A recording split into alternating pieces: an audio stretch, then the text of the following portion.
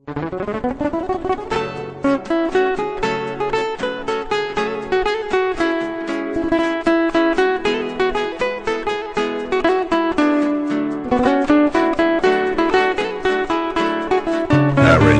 and vocal by ایمان غلامی. بی وفایی کار هر دقیقته، چی داری از من پنهون میکنی؟ من که میدونم منو دوست نداری، چرا دوست داری با هم بازی کنی؟ چرا دوست داری با هم بازی کنی؟ چرا دوست داری با هم بازی کنی؟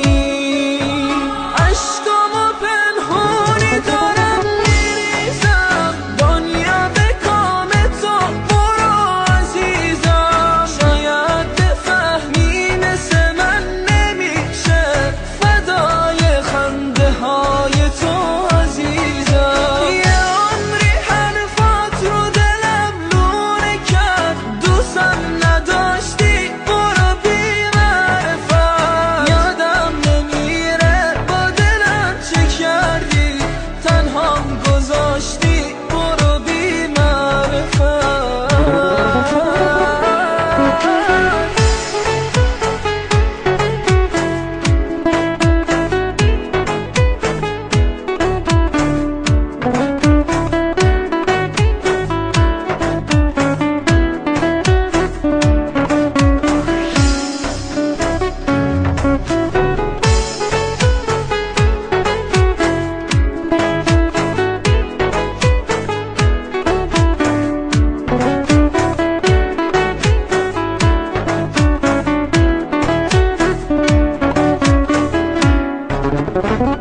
بی وفایی کار هر دقیقته، تو نمیدونی فقط من میدونم. تو به هم میخندی و من میشینم پای سجاده و نفرین میکنم، پای سجاده و نفرین میکنم، پای سجاده